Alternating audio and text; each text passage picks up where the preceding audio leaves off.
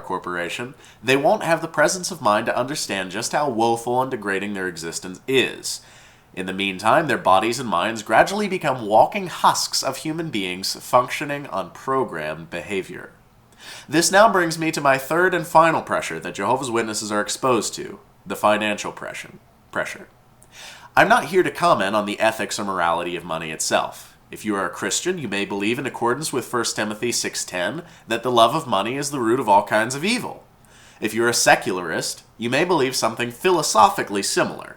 However, to both Christian and secularist, I cite the words of King Solomon in Ecclesiastes 7:12. Money is for protection. In its simplest form, money is a tool of exchange between two or more individuals. It facilitates ease of trade, and vast quantities of this tool can expedite the endeavor of any individual who possesses it. So whatever your personal feeling on the nature of money may be, acknowledge for the purpose of this discussion that possessing a healthy quantity of money can make life easier. It is likely for the vast quantity of Jehovah's Witnesses brought up to be indoctrinated by Watchtower Corporation that they will never be able to experience an easier life due to monetary assets. Some may argue that one can live life large even on a small budget, and this is true for the frugal spender. Vast amounts of wealth are not innately necessary for a happy and fulfilled life, but I am here to argue that for the Jehovah's Witness, even this optimistic view for those with little money is nearly impossible. As the overwhelming majority of members lack higher education, the chance of attaining high-paying positions is unlikely. Since the pool of jobs available decreases significantly, the opportunity for advancement within that pool lessens exponentially. And so the victims of Watchtower Corporation theology most often become trapped in a perpetual state of financial stagnation. If you don't believe me, I suggest you examine an article, Is Your Religion Your Financial Destiny?, written by David Lenhart on May 11, 2011, published in the New York Times. Mr. Lenhart shared a very intriguing statistic. Jehovah's Witnesses are the second poorest religion in America. Being impoverished is bad enough, but shouldering the financial burden of the system which enslaves you adds insult to injury. Yeah, that's right, you heard me. It's the responsibility of individual members of Watchtower Corporation to shoulder the expense of the entire operation. From this vantage point, it again becomes easy to see the sinister aspect of Watchtower Corporation. The leaders of this entity are sitting upon a virtually self-sustaining empire. Large donations become unnecessary since all manufacturing is done on a volunteer basis. All advertising is done on a volunteer basis. Distribution is done on a volunteer basis. And even the equipment and supplies needed along the way are all bought and paid for by the sacrifices of others. To some, this may sound incredibly altruistic. This is why I saved this portion of the discussion for last. Watchtower Corporation is a multi-billion-dollar international corporation headed by a self-appointed board of directors who claim that an invisible, all-powerful, immortal man in the sky directs their entire operation. I pose to you a simple question. Which do you think is more likely? A multi-billion-dollar international corporation working for the benefit of an invisible man in the sky? Or a multi-billion-dollar corporation working for the benefit of themselves? Now, I'm not usually one to chastise a man for earning his wage, for building a business, or for making a profit. However, when this is done at the unwitting expense of the innocent through psychological manipulation and indoctrination combined with physical and emotional stressors intended to cage the individual like a lamb for the slaughter, well, damn it, I just can't stand for it then. And Watchtower Corporation certainly exemplifies this kind of nefarious behavior. Regular large-scale gatherings are orchestrated by the corporation throughout the year. These may be compared to fundraisers. Jehovah's Witnesses know them well as conventions and assemblies. Due to their large scale, they must be centrally located over a broad area. And who do you think pays for this operation? Travel expenses, lodging expenses, and food expenses are all paid for by the individual members, and indeed the expense of the gathering itself is also paid for by the members of Watchtower Corporation. And what is the payoff for this great financial sacrifice? Nothing more than a sense of satisfaction for contributing to the work of God. For some, that is enough, and for most religious gatherings, I can find that outcome to be acceptable. However, unlike most religious gatherings, Watchtower-sponsored events are solely one-sided. If a gathering is not profitable for the corporation, increasing amounts of people will be consolidated to a single location until the event becomes profitable. This is done without regard or concern for those who may have to travel large distances in order to attend this event. I ask the viewer, if this truly was the work of God, why is he so concerned with profit? Additionally, throughout the year, the expenditures of the field ministry, Kingdom Hall maintenance, circuit overseer visits, and many other associated costs are all paid for in full by the low-income earning members. And if a congregation is not profitable, the location is demolished and further consolidated until it becomes profitable. It need not be stated that on a low-income budget, even the shared cost of these expenses is a massive chunk of the individual Jehovah's Witness budget. This can again cause a compound domino effect of disaster throughout the Jehovah's Witness life. For instance, two of the largest factors for divorce are contentions concerning money and religion. When your religion feeds on your money, this is a dangerous combination and can have adverse effects on your marriage. For Jehovah's Witnesses, this again is certainly the case. In a study conducted by Jerry Bergman, Ph.D., in 2002, he discovered that although Jehovah's Witnesses experienced a divorce rate that was only slightly above average, the rate of separation was almost double that of other religions. This suggests that the religion itself may be a catalyst when causing couples to separate. Or perhaps the couples were just too poor to buy a divorce in the first place. I joke. This study also confirmed the New York Times investigation, as it too reported the income levels of Jehovah's Witnesses as being the second worst in the nation. There are so many interweaving pressures faced by Jehovah's Witnesses that it's difficult to list them all. I could go on to dissect many more aspects of the corporate religious hybrid constructed by Watchtower Corporation. However, it is sufficient for you to understand the major pressures facing the adult members of Watchtower. Now, with a broader insight, you may better understand the abysmal situation that children are groomed and raised in. Children are raised in a wholly conditional environment. Disobedience of Watchtower Corporation mandates are paramount to personal attacks on the parent and, moreover, upon God himself. Any deviation from the dictated code of conduct is severely punished. The parents may choose to handle the matter privately. However, the custom of many parents is to take their children before the religious authorities in order for sanctions to be levied against them.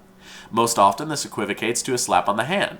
However, it fosters in the child's mind a fear and reverence for the powers that be, the powers appointed and directed by Watchtower Corporation. As I mentioned at the outset, love is essential to the healthy upbringing of youth. It is unfortunate, then, that I must tell you that any love of the children of Jehovah's Witnesses receive is highly superficial and hollow. Remember that the parents are in a constant state of mental, physical, and financial strain. These stressors are then in turn passed down to the children of Jehovah's Witnesses, who are innocent victims of this religious abuse. Recreational activities are kept at a minimum. Since the parents in most cases do not have the financial ability to take vacation time, they instead often attempt to portray activities surrounding the religious structure of Watchtower Corporation as recreation.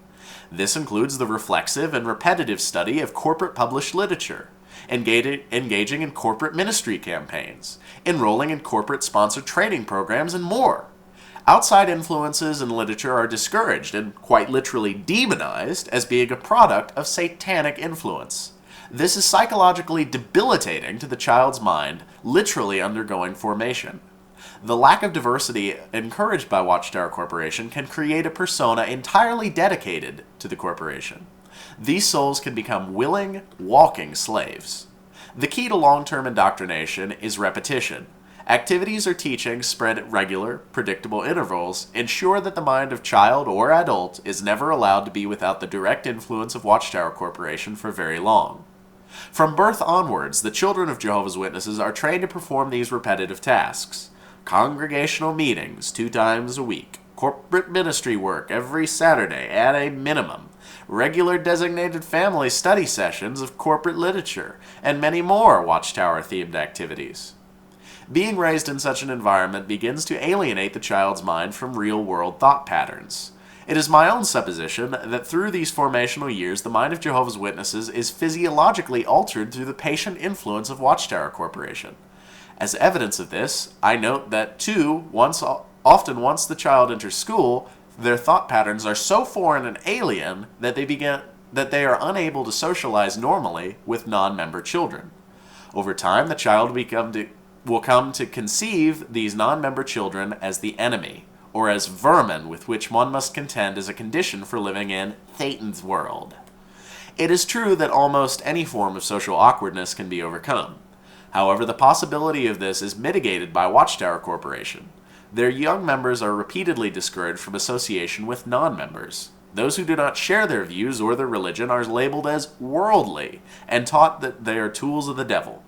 This paranoia and extremist thinking will follow the child throughout their development and stunt social growth.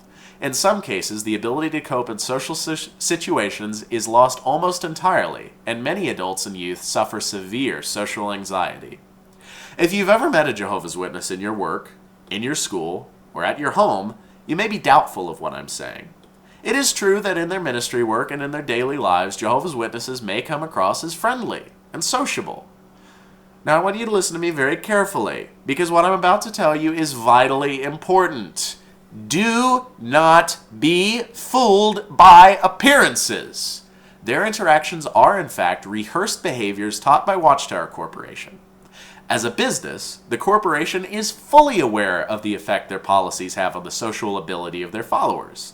This is methodically taken into account, and Watchtower Corporation provides their members with extensive training designed specifically to sell the corporate message. It works well for the most part. The Jehovah's Witness learns how to choke down the immeasurable pain and mask it from society with a smile. They learn how to warmly grasp the hand of their fellow man, offer a charming anecdote, use proper manners, and give the appearance of stability and sanity. But one does not need to dig very deeply to discover the polluting influence of Watchtower. This is why Jehovah's Witnesses cannot hold a conversation for very long without making at least some mention of the Watchtower corporate religious system. The next time you are speaking with a Jehovah's Witness, see how often they'll mention some aspect of their religion. It pervades all areas of their lifestyle, and if the witness makes any attempt to mask this, they cannot do so for very long, as Watchtower Corporation permeates every aspect of their lives. Once more, the reason for this is because their social interaction is conditioned by the corporation as a means to advertise their system.